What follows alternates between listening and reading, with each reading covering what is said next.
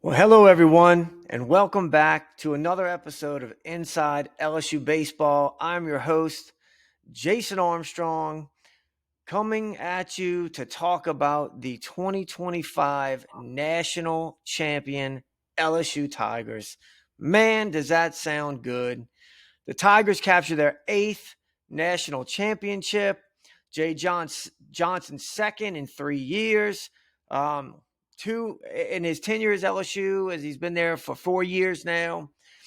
And what an incredible journey. What an incredible run. It seems like an eternity ago, but it also went by so fast. I remember starting this podcast before the season started, and some of the first episodes were talking about roster construction and the pitching depth and who was going to be the home run hitters and all of these things. And you look at all these different parts of the puzzle and how will they fit together. And yeah, you always hope with LSU, you always have confidence, and you look at the talent and know that Omaha is on the table, and so is a national title, but you just don't know. And for it to happen, so many things have to go right in order to win a national championship. And it is just really one of the most amazing sports to win a title in. And I believe that the consistency it takes to get yourself in a position to have favorable postseason matchups, and then just all the things that that can happen. I mean, if you think about it, like, just go back to when Jay Johnson took over. Every year, 2022, you get to the postseason and you're down 11-4 to Kennesaw State in the eighth inning. I mean, there's just so many close calls and so many times in a season where things can just not go your way. I mean, you talk about 2024, you're down against Wofford. You need a miraculous walk-off my Monster Milo, but back up. That's the year you started 3-12. Look what it took to get yourself in a position to go to Hoover and make the postseason. You had scares this year too, where you almost didn't get out of a regional, your own regional. So just couldn't be more proud of these guys. And I'm going to say this because coaches say this, and I really do believe that the group of guys that made up this unit was some of the greatest, character guys. And I know Jay says it all the time, but I mean, just all up and down this roster, you're talking about guys that were okay with maybe not starting every game, or things not always going their way, not getting all the playing time they needed. You just didn't see guys getting out and throwing things and getting taken out the game, and their body language, coming across like they were being treated unfairly, or they were upset, or this team really was the definition of a team. And I just will always remember this team as being a national champion, but Jay says it all the time. But the makeup of these guys was something very, very special. And so on today's episode, rather than me recap the College World Series, because I have watched the highlights about 50 times, I've watched every YouTube video, Twitter video, we all know how the games went.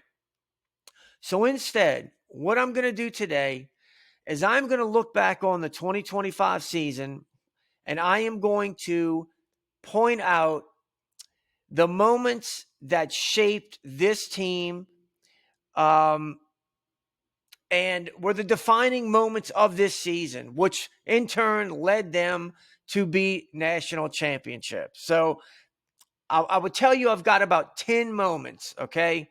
But I might have one more than that, but like the 10 season defining moment sounds better than like the 11 defining. So we'll just say 10, but I think I might have an extra one or two. So we are going to start February 22nd. 5-0 LSU is hosting 1-4 Omaha. This was game one of a doubleheader. The day before, LSU had just beaten Omaha 4-2.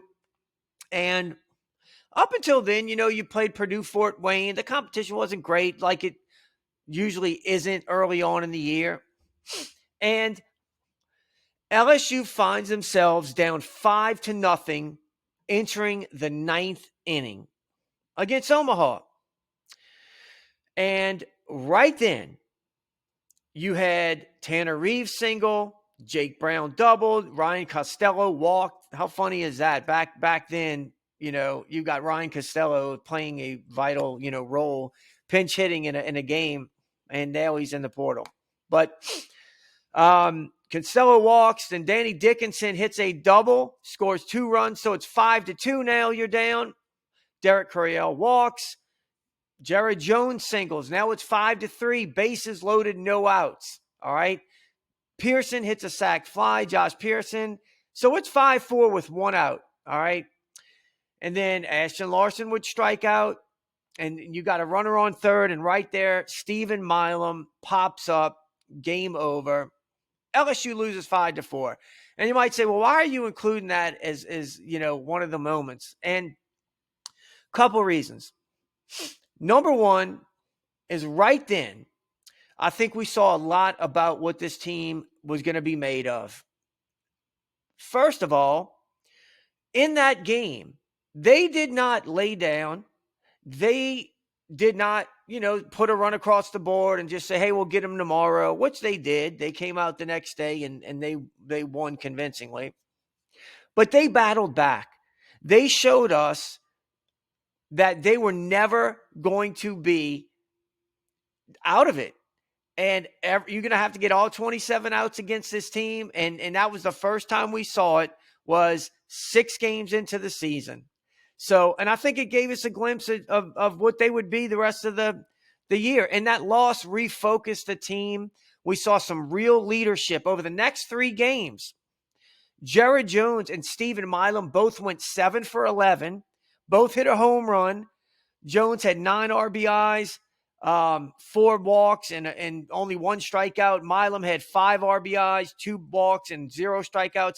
So combine your 2 leaders of your team, Jones and Milam, over the next 3 games after they lost, went 14 for 22. That's a .636 batting average. Hit 2 home runs, 14 RBI, 6 walks, and only 1 strikeout. So that was a huge, you never want to lose, but like sometimes losing early on can be a positive. And I think that game served a positive purpose for this team. All right, moving on to the next one. And it's really a collection of games, but I'm going to lump it into a road trip. And it was when LSU went on the road, and it was the Frisco Classic in Frisco, Texas. All right. This was February 28th, March 1st, March 2nd. The 3 games were against Kansas State, Nebraska, and then Sam Houston. So game 1, you are tied 5-5 in the bottom of the 9th, and Kansas State is batting. Kason Evans had come in the game. He gave up a single, and then he gave up a double to left center field. And Derek Curiel, like he often did, tracked the ball down, took like 1 step, fired it into Stephen Milam, and D. Kennedy is rounding the base. Like he's going to score, and LSU is going to lose game 1 of the Frisco Challenge to Kansas State. But it was the most beautiful relay, and Milam cuts the ball off and perfectly throws it to the catcher, and it was a bang-bang play at the plate, and they got the runner out. And it saved the loss right there. So you live to fight another out. And then the next batter, with the winning run on second base now, Danny Dickinson moved to his glove hand towards first base, and he made a diving play on a hard-hit grounder. and threw the runner out first, and again saved the game for a second play in a row. And this was like a glimpse of like the type of defense this team was going to be. Top of the 10th, Pearson drove in a run, and then Dickinson drove in two, giving LSU an 8-5 lead. Evans wound up closing it, closed out the bottom of the 10th. Danny Dickinson had 6 RBIs, including a 3-run homer. So you were starting to learn about this team when they get squeezed. What are they made of? And, the defense came together. Case and Evans closed out the game, a freshman stepping up big. And, it was a pivotal game, and it kept going during the weekend. So the next game, game 2, after 3 innings, Nebraska is winning 5-0 against LSU, and Anthony Ianson is not doing well. And it's a sold-out crowd. LSU, again, gave us a little preview of the type of team they were going to be. So they battled all the way back, and it's the top of the 7th. LSU's down 5-4, and they scored 6 runs and would win the game 11-6. Ianson showed us what kind of pitcher he was. He rebounded from the first 3 innings and threw a really beautiful last 3 innings of the game. Josh Pearson went 4 for 5 with 3 doubles, and he reached base by hit by pitch. And the defense really, I think, put itself on the map. This was the play where Danny Dickinson went behind second base to field the ground ball, and he flipped it to Monster Milam, who threw the runner out at first. And it was like after the previous day of saving the game in the 9th inning, and now we're doing all these acrobatic plays. It's so like we were going like, man, this defense is for real. So game 1, you played a very tight game, and you held on. You found a way to win. Game 2, you're down, and you came back. And then game 3, it wasn't as dramatic against Sam Houston, but you got out to an 11-3 lead. And Sam Houston battled all the way back to like 11-8, but you held on to win 12-8. The weather started raining. But the whole point was that all 3 games, you found a way to win differently. And Jay talked about that all the time, is that we can win any type of game. And it was on display in the Frisco Challenge. So LSU won 4 games in 5 days, and they were all on the road. And again, they were all a little bit different. So let's fast forward to March 22nd. LSU was 22-1, taking on a 17-2 Texas, okay? Now, LSU had already won game 1 of the series at Texas. In this game, it is the bottom of the 5th inning, and LSU is up 5-3. There are two runners on with 2 outs, and William Schmidt had been brought in to pitch. This is a high-leverage situation. It's game 2 of the series, and he was left in to face Galvan, who was so hot at the time, and Schmidt gave up a 3-run homer, giving Texas a 6-5 lead. Now, bottom of the 7th, LSU has now taken the lead. If you remember, Derek Carriel hit a huge home run. So LSU's back in the lead. It's 7-6. And Connor Binge had kind of gotten them. I don't remember if he came in the middle of the inning or he had pitched an inning. But Connor Binge went back out, and he allowed a game-tying home run versus, I think it was Jalen Flores. And then with 2 on and 2 out, DJ Primo was left in. I think he got a couple of strikeouts, but then he gave up a single to Will Gasparino, and Texas wound up taking the lead, and they would wound up winning that game and then winning the next game the day after. Now, why is this a big moment? Well, because this was the last time late in a game in a high leverage situation you would not go to either Kason Evans or Zach Cowan. All right? If Jay could have had that back and knowing what he wound up learning, there were 2 situations where you had a lead and you were already up 1 game in the series, and, you're talking about pretty late in the game, bottom of the 5th, and then again, or the top of the 5th, and then the top of the 7th. Both instances, you had a lead, And both times you did not go to Case and Evans. And maybe at the time, I think Evans was seen more as like a closer. He had closed out like an inning against Missouri.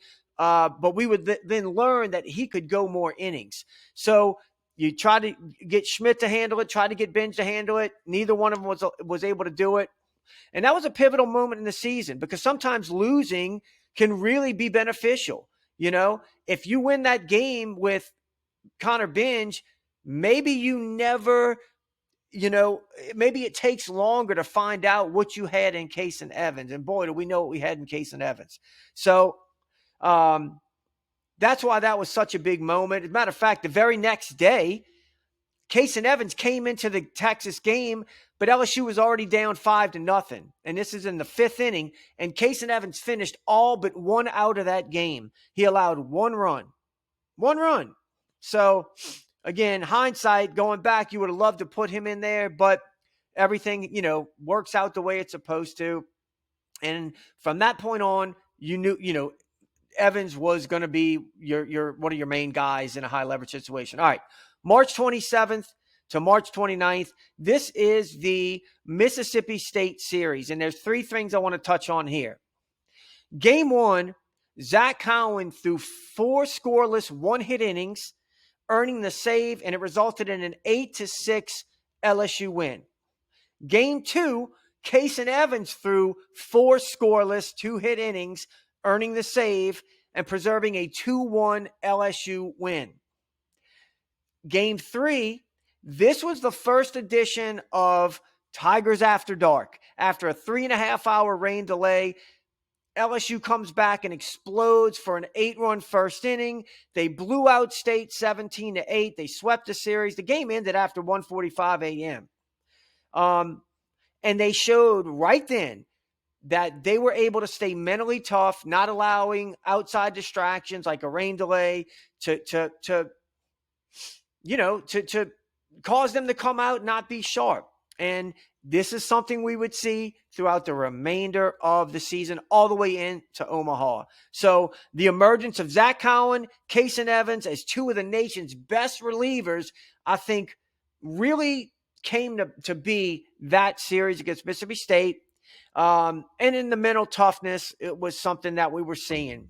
Now, April 3rd through 5th was the LSU series at Oklahoma. And this was really a defining moment because not only did Cade Anderson put himself on the map as like a potential one of the best pitchers in the country, it was a 135-pitch complete game shutout that set the tone for a pitching staff that did not allow an earned run over 3 games.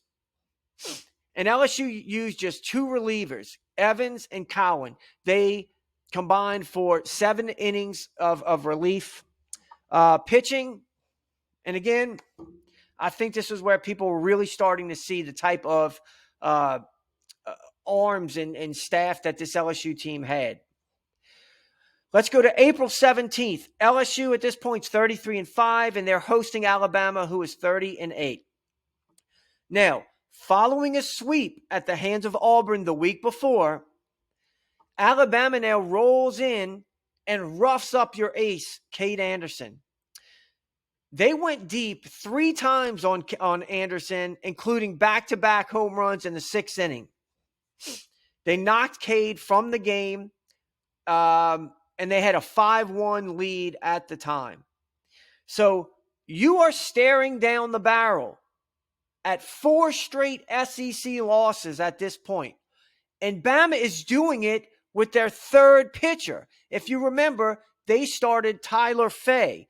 So they're up game 1. They basically pitched off. And you're going to have to see Riley Quick and Zane Adams the next 2 days. Okay? And you're pitching your ace. This was going to be the 4th straight loss. And, I mean, you're coming off of the Auburn sweep. Think this is pivotal point in the season. You're down 5-1 in the 6th. Jake Brown walks. Josh Pearson pinch hits for Braswell in singles. And then Ashton Larson steps in for Luis Hernandez, and he hits a 3-run bomb. closing the lead to 5-4. And that place went berserk. At this point, Larson was really not playing a whole lot. And so you love to see it from him. And boy, did that give this team a lift. What happened next, Stephen Milam with it hit a 3-run bomb in the 7th inning to put LSU ahead 7-5. Ethan Fry added a 2-run homer in the 8th, and LSU held on for 11-6 win. It was a huge, huge win, and it was a pivotal series because it was sandwiched right in between Auburn and Tennessee. You went on to win 2 out of 3 that series, but man, that was such an important home run by Ashton Larson that we will remember for a long time. April 25th, LSU is 34-8, and they are hosting Tennessee, who's 34-7. And I think at the time, LSU was just a game ahead of Tennessee in the SEC standing. So after a 3.5-hour delay, the game started. It was 9:50 local time. This was an extremely chirpy game. I mean, it was, a pitcher's duel between Cade Anderson and Liam Doyle. LSU had a student ejected right as LSU was going to bat in the 9th inning. All right. LSU is down 3-0 in the 9th inning. They've got a total of 3 hits, and Liam Doyle is just dealing against you. All right. They had gone to Nate Snead, who is one of the better relievers in the country. And even if you went back to 2024 when he helped them win a national championship. The sequence of events we saw next was one of the craziest things I've ever seen. So Monster Milam strikes out the first, leadoff, strikes out. So you're down 3-0 with 1 out.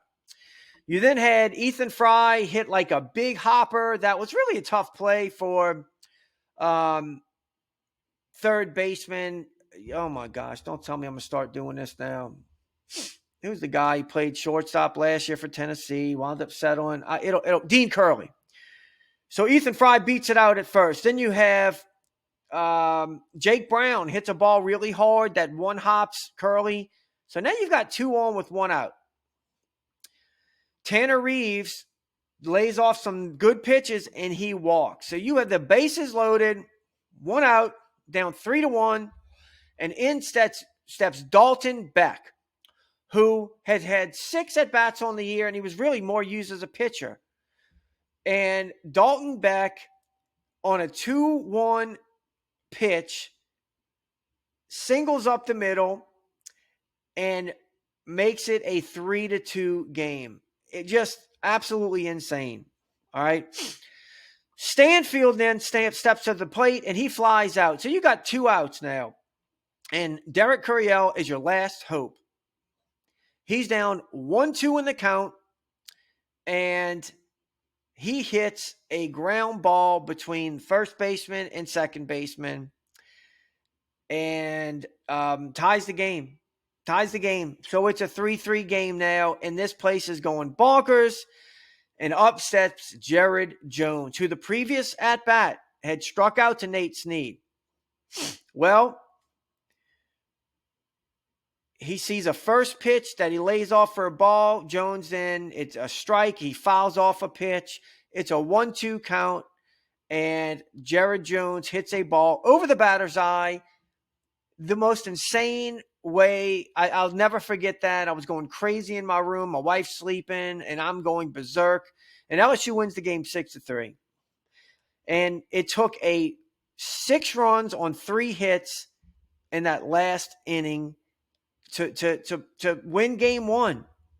Jones walked it off at 1:17 a.m., might have been 1:16. And although the Vols would get game 2, LSU won the rubber match with a run rule victory on Sunday. And it was just a really big series win for LSU because, the previous year you had gotten swept by Tennessee. Tennessee was becoming like this kind of the standard. I mean, they looked like one of the better teams in the country. They did have kind of some rough patches, but like this is, you want to be the best, you got to beat the best. And beating Tennessee was an awesome accomplishment. Let's fast forward. May 3rd, LSU goes to Texas A&M. And Texas A&M, although they were coming off of getting swept at Texas, they were 3 one-run games. Prior to that, Texas A&M had won 7 out of 8. And remember, they started terrible in the SEC. And now this is one of the hottest teams in the conference, the country. All right? You dropped game 1. And so now Ianson was set to face off against Justin Lampkin in that very talented A&M offense. And Ianson had just been okay the first half of the conference season. You know, he had like 2 not so great out, or he had 2, good outings and 2 not so great outings, and then 2 okay outings. Or it was like actually what it was, because he was just coming off of, let's see, Ianson. Yeah, 2 not great outings and 2 good outings, and then another not great outing at Auburn. That's what it was. Now, Ianson threw a complete game, only allowing 1 run, and he struck out 14. And he really announced himself as one of the premier pitchers in the country. His next, listen to this, after that game against A&M, his next 34 and a third innings, he allowed 3 earned runs. That is a .79 ERA. So that Texas A&M series was monumental for him.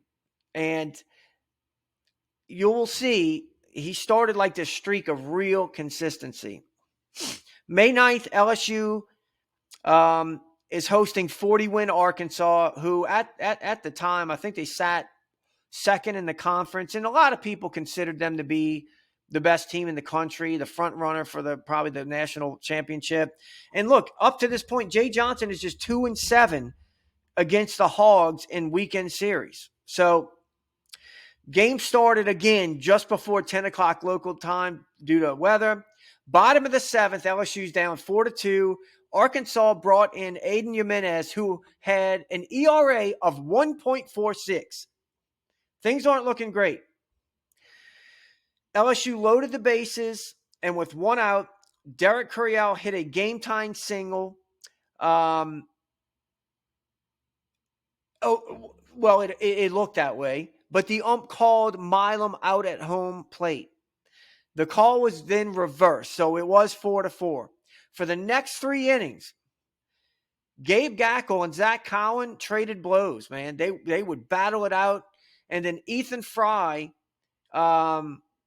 hit a sac fly that allowed Jared Jones to score and win the game 5-4 at 1:17 a.m., and I believe that was an extra innings. And again, after that win, LSU would build on that. Arkansas could not recover. The Tigers run-ruled Arkansas the next day, and then Arkansas did get game 3, 7-4. But look, in the 2 wins against Arkansas, Ethan Fry went 4 for 7 with 4 RBIs. He had a double and 2 home runs. But LSU showed once again that they were never out of the game, and they displayed that extreme will to fight back. And again, it was another one of these Tigers after dark scenarios when people are complaining about the weather and Jay Johnson. This team never cared. They just did it. All right. Now, May 23rd, LSU plays A&M in Hoover. And I'm just going to brush on this. LSU won the game 4-3. And it's not the win that defined, that made such an impact on the season, because it really didn't matter. But some would argue that Jay thought he had to win 1 game to get that top 8 seed. But anyway, this was the first time all year that we saw Anthony Ianson used in a relief role. And this would prove to be extremely important down the road. All right. But Cade Anderson threw 6 innings. Anthony Ianson threw the final 3. They were masterful. 9 innings, 2 walks, 16 strikeouts. But the key was that Anthony Ianson threw in relief. And everybody was, we saw, Ianson's going to pitch tomorrow against Ole Miss. But Jay was playing, what is the saying? We were playing checkers, he was playing chess. So now, June 2nd, LSU versus Arkansas Little Rock. It is the winner take all game. And this is where Hoover ties in. The winner advances from the regional and goes to a super regional. LSU, after being shocked the day before, losing 10, was it 10-6 to Little Rock? Or it was a lot to a little. LSU is now down 5-1 in the fourth inning, and things are not feeling great. I mean, at all. Every batter that Little Rock sent to the plate seemed like the scrappiest hitter you ever saw. The center fielder's tracking down every ball. The second baseman, shortstop are making do or die plays. I mean, it was chaos. All right. Down 5-1 in the fourth, Ethan Fry crushed a bases clearing double to bring the deficit to 5-4. From the fourth to the seventh inning, Kason Evans struck out 9 straight batters. He was unbelievable. Top of the sixth inning, Luis Hernandez hit a huge game-tying home run. And he had done this many times this season. Hit big home runs. Top of the seventh, Hernandez put LSU ahead 7-5 with another home run. And I mentioned that, but like if you remember, Luis Hernandez hit a home run against Texas that gave that put LSU ahead. He hit the go-ahead home run against Mississippi State, and it was the game they won 2-1. And now he's hitting 2 home runs on the biggest stage. The biggest stage, win or go home. That's 2 home runs, that one to tie it and one to give a little cushion. Bottom of the eighth, the reason I included the Hoover appearance by Anthony Ianson is because with 2 on and 1 out, Ianson comes in the game. Little Rock would actually claw back a run to get it to, 7-6? But LSU held on to win 10-6 behind a 4-for-4, 4 RBI night from Ethan Fry and a 3-hit, 2 home run night by Luis Hernandez. The relief pitching was special. Special. Kason Evans came in. Remember, this was Zach Collins' first start of the year. He just didn't have his command. But Kason Evans came in. He threw 6 innings, 1 run, struck out 12, only allowed 4 hits, 3 walks. And then Anthony Ianson threw the remaining 1 2/3. He struck out 3. And just an incredible game, incredible victory. Now, going forward, all right, every game in Omaha is pivotal. So I didn't include any of those as like season-defining moments, all right? But there is one performance in Omaha that will likely get overlooked years from now. And I would go as far as to say that the player who impacted the finals the most didn't even see the field.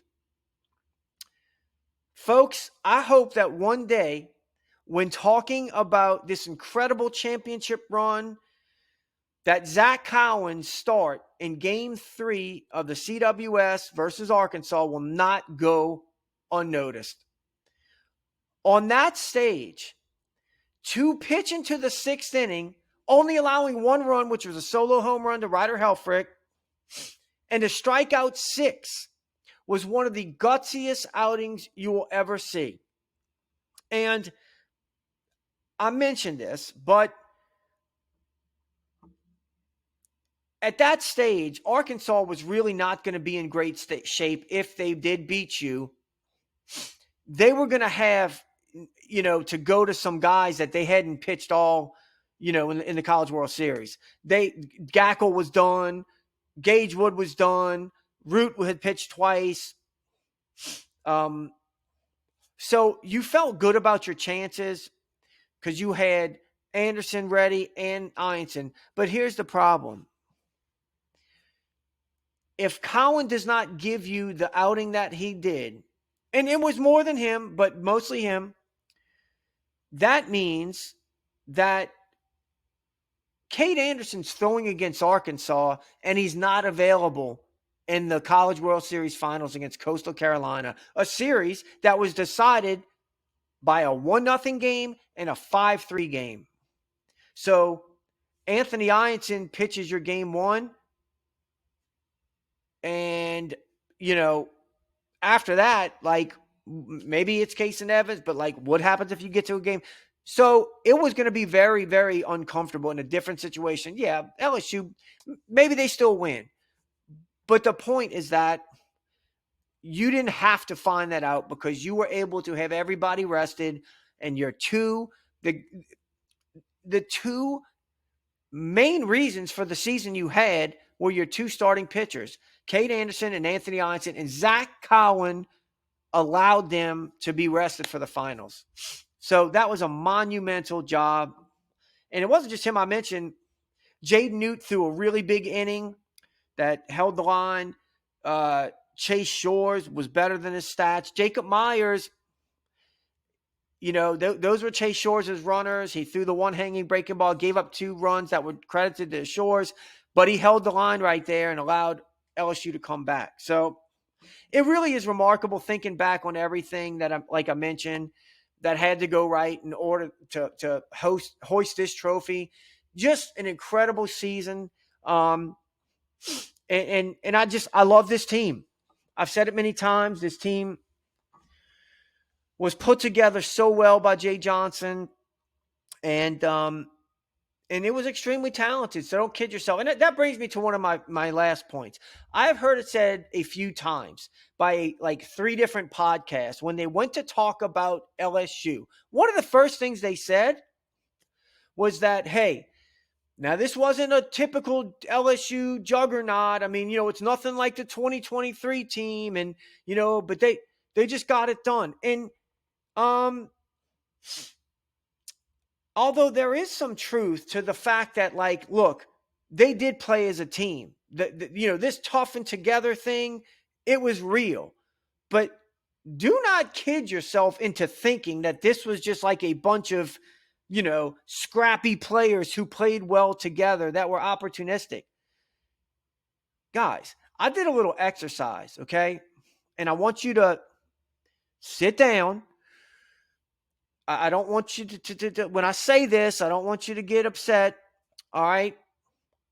I am not saying that the 2025 team is better than the 2023 team. All right. This team does not have a Paul Skeens, a Dylan Cruz, or even a Tommy Tanks. Those 3 players right there, you're not replacing those players. All right. This team doesn't have any of those 3. However, I want to look position by position, and you tell me what you think, okay? So, and again, I'm not saying if the 2 teams played each other. I'm just saying let's look at the teams on the field. Left field, 2023 was a freshman version of Josh Pearson. Josh Pearson didn't start on this team, okay? He started sporadically, but the left fielder this year was Derek Curiel, all right? So we are talking a guy in 2023 and Josh Pearson who hit 226 with what? How many homers did he have? 4 home runs. Compare that to a guy, Derek Curiel, who hit 345 with 7 home runs. All right? Now, we're not even going to talk about center field because Dylan Cruz is one of the best to ever do it. But let's look at right field. I think this is a very fair comparison. Braden Gilbert is one of my favorite LSU players ever. Love the guy, okay? Best friends with his dad. But I think you could absolutely present a case for Jake Brown, all right? I mean, you look at the 2 players. Braden Gilbert hit 301. He did have 14 home runs, 49 RBIs. Jake Brown, He hit 320 with 8 home runs and 48 RBIs. You'd probably say that Jake Brown was the better outfielder, okay? So just looking at this outfield right now, would it be crazy to say that the 2025 outfield overall, was better than 2023? Again, you don't have anybody as good as Dylan Cruz, but Derek Carriel in left, Jake Brown in right. I think that that's fair to say. I really do. All right. Now, shortstop, Jordan Thompson. Great player. Great LSU Tiger. He started it, 3 years. Very beloved. In 2023, Jordan Thompson hit 246 with 11 homers, 53 RBIs. He also had plenty of errors. All right. I should have had this already, but it was easy double digits. Like, I think it was close to maybe 15, 17, maybe even something like that. Now let's look at Stephen Milam. Offensively, Stephen Milam hit 295, 11 home runs, 57 RBIs, and what did he make, 4 or 5 errors the whole year? He looked like the best defender in the country, all right? Is it crazy to say that 2025, you'd give them the nod at shortstop? What about second base? Gavin Dugas, we love Gavin Dugas. He's a Louisiana player. He hit, 19 home runs in 2021, was it? Led the team, led the SEC in RBIs. In 2022, he was a little banged up. And then in 2023, remember, he had like that injury, that shoulder injury, but Gavin Dugas was not a very fluid second baseman. He was just like a guy playing second base so you could get his bat in the lineup. But Gavin Dugas hit 290, 17 home runs, 46 RBIs. All right. He had an on-base percentage of what? 464. All right. Danny Dickinson, we'll just stop right now and tell you that was one of the best second base defensively. Milam was great the year before. Dickinson was all awesome. What did he commit? 3 errors, 4 errors?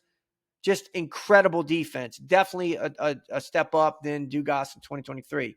At the plate, Dugas hit 290? Dickinson hit 315. He had an on-base percentage of 458. So he hit 12 home runs, not 17, 49 RBIs. I think that's another one that's debatable, okay? And by the way, I love all these players. I'm not trying to pit one. I am just making a point that to come out of the chute and say this team wasn't really that talented, wasn't anything like, 2023. I think we need to look defensively, especially, and go player for player. All right, first base. Look, guys, Trey Morgan's a legend, awesome defender. And in 2023, Trey Morgan hit 304 with 9 home runs and 53 RBIs. He committed 3 errors. Jared Jones hit 323 with 22 home runs and 76 RBIs and committed 7 errors. I don't think that you saw a big drop-off in defense from Trey Morgan to Jared Jones. I think that's probably a fair thing to say. So although we love Trey Morgan and he's going to be a great, he's in AAA, one guy gave you a higher average, gave you a lot more RBIs, a lot more homers, on-base percentage of 414. I'd probably say that Trey Morgan's on base 418. So, am I crazy to say, hey, Jared Jones over Trey Morgan at first? I don't know. I'm just presenting something to you. Catcher. Alex Milazzo, I think he really came into his own more in 2024. Much more so as a hitter, but as a catcher, But I mean, Alex Milazzo, he didn't start all the time, but he hit 289, 15 RBIs, no home runs. I mean, Luis Hernandez, guys, you don't pitch this well without a very good catcher back there. And Luis Hernandez did a great job behind the plate. Great job. Even people stealing bases on us, if you want to say that's a knock, that didn't hurt LSU at all. Luis Hernandez, already mentioned all the big home runs he hit. He hit 270 with 9 homers and 33 RBIs. So, I mean, the catcher situation, like you give the nod to 2025, I don't know. DH, I'm going to end with this one. DH. We love the Cajun Bambino, Cade Beloso. He was a DH. He hit 324 with 16 homers and 49 RBIs. Ethan Fry hit 331 with 13 homers, 50 RBIs. All right. Ethan Fry they were both as clutch as can be. One hit lefty, one hit righty. And look, Ethan Fry only had 181 at bats compared to Beloso. No, they were right at 185. So that's a very good comparison, Beloso to Fry. But would you be crazy? It's not like Beloso is a slam dunk better DH than Fry. I mean, maybe you think he is, but do you get my point? I don't know that you can just say, well, this LSU team was not the typical talented, national champion. I just went through an outfield that I would give probably the nod to 2025. Now, again, this isn't Dylan Cruz, but you would probably say 2 of the players, maybe. The infield, except for Tommy White, at third, definitely shortstop, maybe second base, and in first base, a toss-up. Definitely more offensive production. The catching position, I think 2025 Hernandez gets a nod over 2023 Milazzo. And then the DH is even. So, and look, if you want to go a step further, nobody's Paul Skeens. Nobody was beating Paul Skeens. But if we're being honest, Cade Anderson and Anthony Ianson were much more consistent over the course of a season than Skeens and Floyd. Now, not Skeens. I'm really talking about Floyd, okay? So, that rotation-wise, you definitely give the defense to 2025. So, listen, I am not trying to say this team's better than 20. That was one of the most special teams we will ever see. But I do think you are selling this team short if you just dismiss them like they weren't talented and they were not like the teams of old that hoisted national championship trophies for LSU. So that's all I'm going to say. I know we've gone long. Appreciate you sticking with me. Listen, if you're upset about baseball season being over, it's not. If you think that I nerd out during the season with breakdowns and previews and recaps, I love this time of year. I love the transfer portal. I love the draft. I love finding out. That's another thing. The recruiting class, I am very, very entrenched in the recruiting class right now. And I think you're going to love some things that we got coming. I'm going to have my first guest on next week, guys. And if you are interested in finding out about this recruiting class we got coming in and what should you be looking for in the draft and even players on this roster that could come back, you're not going to want to miss that episode that I'm going to put out.